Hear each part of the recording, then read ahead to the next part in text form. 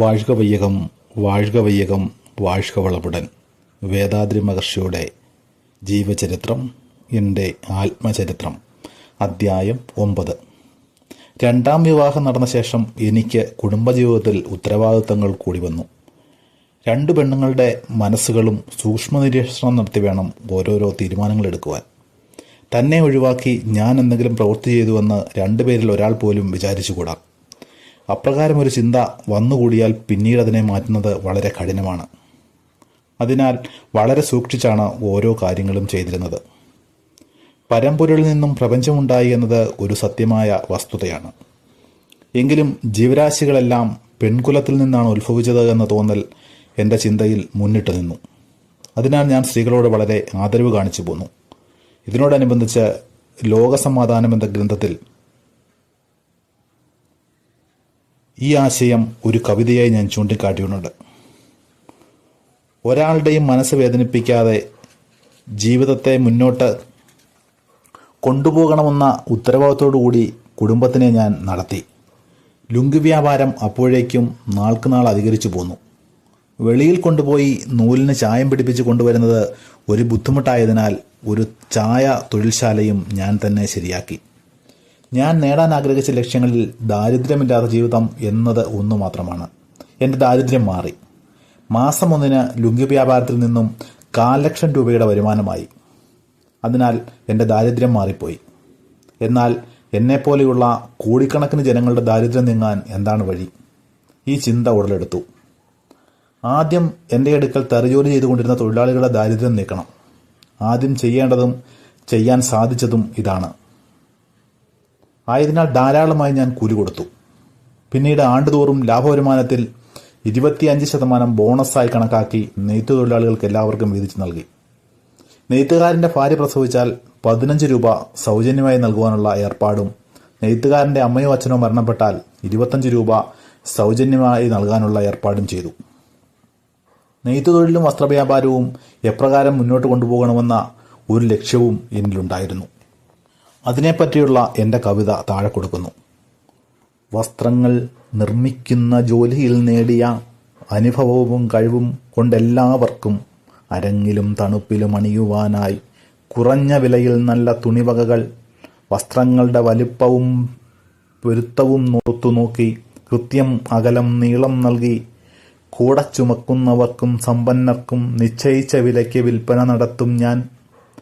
വിൽപ്പനയിൽ സഹകരിക്കുന്ന ഏവർക്കും ലാഭവിഹിതത്തിൽ അല്പം പോലും കുറയാതെ ശില്പികളെ പോലെ അറിവിനെ ഇന്ദ്രിയങ്ങളോട് ചേർത്ത് കൊന്നാക്കി തൊഴിൽ ചെയ്യുന്ന നെയ്ത്തുകാരുടെ അത്ഭുത പ്രവൃത്തിക്കൊത്ത കൂലി നൽകി വസ്ത്രങ്ങൾ നെയ്തു വിൽക്കുന്ന മറ്റുള്ളവർക്കും ഭാവനയിൽ പോലും ഞാൻ മൂലം നഷ്ടം കാണാത്ത രീതിയിൽ അണിയുന്നവരുടെ തൃപ്തി കാണും ഞാൻ.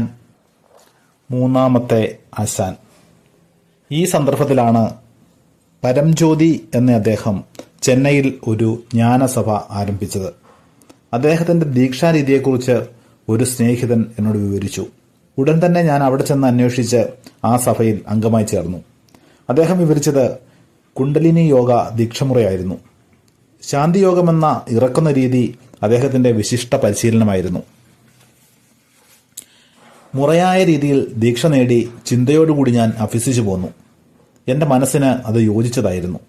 ഇതുവരെ ഞാൻ മനസ്സിലാക്കിയിരുന്ന തത്വവിശകലനം, ധ്യാനമുറകൾ ഇവകളോട് ഇതും ചേർത്ത് ഞാൻ ഗവേഷണം നടത്തി വന്നിരുന്നു. പലവിധ ആളുകൾ ആ സഭയിൽ വരുമായിരുന്നു. അതിൽ ചിലർ എൻ്റെ സുഹൃത്തുക്കളായി. എൻ്റെ ആശയങ്ങളെ പങ്കിടുവാനും കൂട്ടായ ധ്യാനം ചെയ്യുവാനും പരംജ്യോതി സ്വാമികളുടെ ലോക സമാധാന ആലയം എന്ന ജ്ഞാനസഭ ഉചിതമായിരുന്നു. 2ാം വിവാഹം കഴിഞ്ഞ് 10 വർഷം കഴിഞ്ഞു. കുട്ടികളുണ്ടായില്ല. എനിക്ക് കുട്ടികൾ ഇല്ല എന്ന വിഷമം അല്പം പോലുമില്ല. എങ്കിലും എൻ്റെ ഭാര്യയ്ക്ക് മാത്രം വിഷമം അധികമായിരുന്നു. 2 സ്ത്രീകളെ വിവാഹം കഴിക്കുന്നത് പാടില്ല എന്നത് എൻ്റെ തീരുമാനമാണ്. പക്ഷേ ഞാൻ തന്നെ അപ്രകാരം ഒരു പാപത്തിന് ഇടയായി. എങ്കിലും എന്നെ കണ്ട് മറ്റുള്ളവർ അതേ തെറ്റ് ചെയ്തുകൂടാ എന്ന് തീരുമാനിച്ചു. ഈ ചിന്തയിൽ എൻ്റെ അനുഭവങ്ങളെല്ലാം കൂട്ടിച്ചേർത്ത് 2 ഭാര്യമാർ എന്ന പേരിൽ 12 കവിതകളായി ഉടലെടുത്തു. ഈ കവിതകൾ 12ഉം എഴുതി തീർത്ത അടുത്ത ദിവസം ഞങ്ങളുടെ വീട്ടിൽ ഒരു പ്രിയപ്പെട്ടവൻ വന്നു. അദ്ദേഹം അനന്തപുരത്തിനടുത്ത് പനൈമലപേട്ടയിൽ താമസിക്കുന്നയാളായിരുന്നു. അദ്ദേഹത്തിൻ്റെ പേര് ദണ്ഡപാണി ചെട്ടിയാർ രാത്രി ഭക്ഷണം കഴിച്ച ശേഷം എന്നോടെന്തോ സംസാരിക്കുവാനായി എന്നെ ക്ഷണിച്ചു. ഇപ്പോൾ ഈ കവിത വായിച്ചു തീർക്ക്, പിന്നീട് സംസാരിക്കാമെന്ന് പറഞ്ഞ് എഴുതി വച്ചിരുന്ന കവിതകൾ ഞാൻ അദ്ദേഹത്തിന് വായിക്കുവാനായി കൊടുത്തു.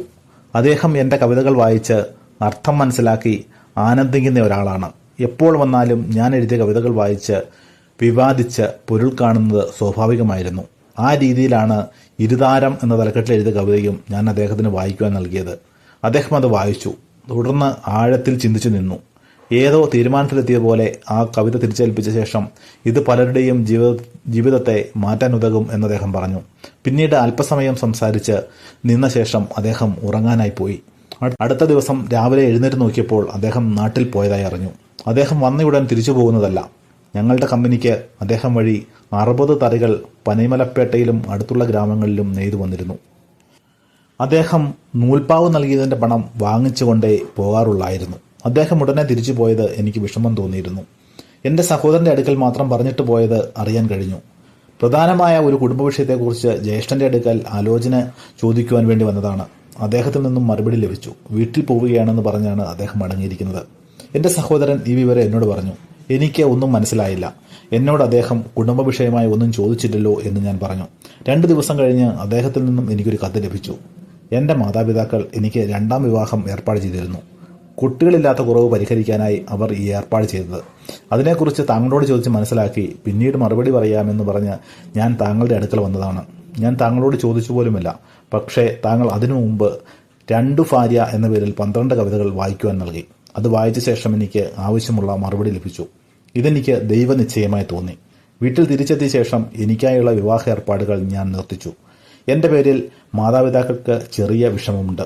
എങ്കിലും അവരെ സമാധാനപ്പെടുത്താൻ കഴിയും എന്നും എന്നെ നല്ല സമയത്ത് ബോധവാനാക്കി രക്ഷപ്പെടുത്തിയെന്ന് കത്തിൽ രേഖപ്പെടുത്തിയിരിക്കുന്നു. എനിക്ക് വളരെ വലിയ സന്തോഷം തോന്നി. ഈ കവിതകൾ അച്ചടിച്ച് പലർക്കും നൽകിയാൽ നല്ലതാണെന്ന് കരുതി 2000 കോപ്പികൾ അച്ചടിച്ച് ഞാൻ പ്രസിദ്ധീകരിച്ചു. ഞങ്ങൾ വിവാഹം കഴിഞ്ഞ് 6 വർഷങ്ങൾക്ക് ശേഷം എൻ്റെ അനുജന് ഒരു പെൺകുഞ്ഞ് ജനിച്ചു. 3-ാം മാസം അതിൻ്റെ അമ്മയ്ക്ക് കഠിനമായ അസുഖം ബാധിച്ചു. അപ്പോൾ കുഞ്ഞിനെ വളർത്തുവാനുള്ള ഉത്തരവാദിത്വം എൻ്റെ 2 ഭാര്യമാരും ഏറ്റെടുത്തു. അന്നു മുതൽ ആ കുഞ്ഞിനെ ഞങ്ങളാണ് വളർത്തിയത്. എൻ്റെ ഭാര്യയ്ക്ക് കുട്ടികളില്ലാത്ത കുറവ് പരിഹരിച്ച ആ പെൺമണിയുടെ പേരാണ് ജ്ഞാനാംബിക. വളരെ വിവേകമുള്ള അറിവാണ് അവൾക്ക്. അത് നന്നായി മനസ്സിലാകുന്ന തരത്തിൽ അവൾ 10ാം വയസ്സിൽ ഒരു സംഭവമുണ്ടായി. അതിൻ്റെ വിവരം അടുത്ത പാഠത്തിൽ പറയാം. കവിതകൾ. മനം മാറ്റം വേണം. നാശവഴി പോകാതെ ലോകജനത നല്ല ജീവിതം നേടി ശാന്തി കാണുന്നുവെങ്കിൽ ദേശമത ജാതിമൊഴി ഇനഭേദങ്ങൾ ഉടമസ്ഥാവകാശം ബാധ്യതയൊഴിയണം.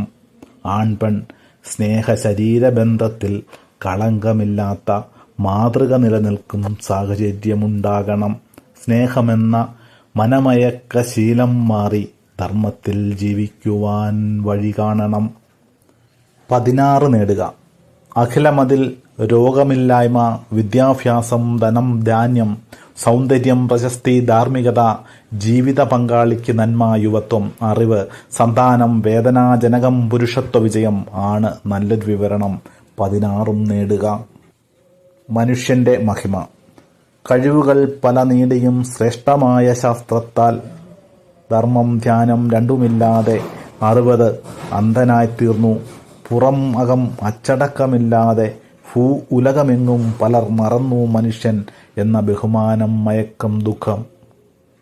പ്രശ്നം മാറ്റുവാൻ.